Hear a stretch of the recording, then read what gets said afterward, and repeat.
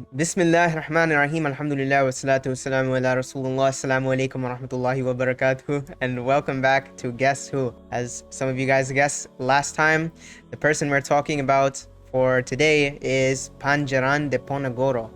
The Sultanate of Yogyakarta was established after its predecessor state, the Mataram Sultanate, was torn apart due to internal power struggles, which the colonialist foreign powers essentially capitalized on and consolidated their control. Really, it was quite a turbulent time in history. Before the time Diponegoro was 30 years old, the Dutch East India Company, which had a lengthy history and involvement in Indonesia, had dissolved, Britain had invaded, and Dutch rule had been established once again.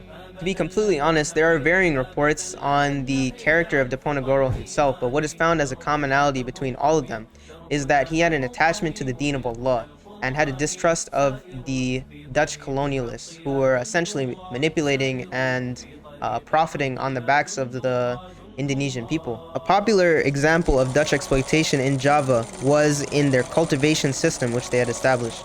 A fifth of the harvest underneath the Yogyakarta Sultanate was handed over to the Dutch. However, these people were paid a fixed rate well below the value of the crops which they are cultivating. In the royal court, Prince Diponegoro served as an advisor to his father, the Sultan. But when he passed away, the Dutch implemented a favorite from their colonial playbook, instigating a succession crisis. Diponegoro was passed up for his younger brother, Hamengkubuwana IV, who was only 10 years old when he took the throne, over a technicality. When Hamengkubuwana IV died from mysterious circumstances, Diponegoro was passed up again in favor of his infant nephew. On July 21st, 1825, Prince Diponegoro flies the flag of revolt at his estate in Selarong. This was the beginning of the Java War, also known as Diponegoro's War.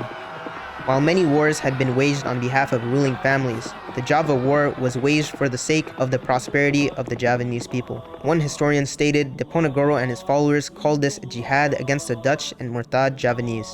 Some of the notable individuals who participated in this conflict were Sentat Ali Pasha, who became a commander of 1,000 men at the age of 16, and Kaya Majda, a teacher who had studied in Medina.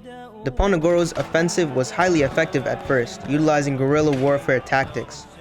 However, the offensive slowed as Dutch reinforcements arrived in the coming years. The arrest of Kaya Majda and Ali Pasha in 1828 weakened morale.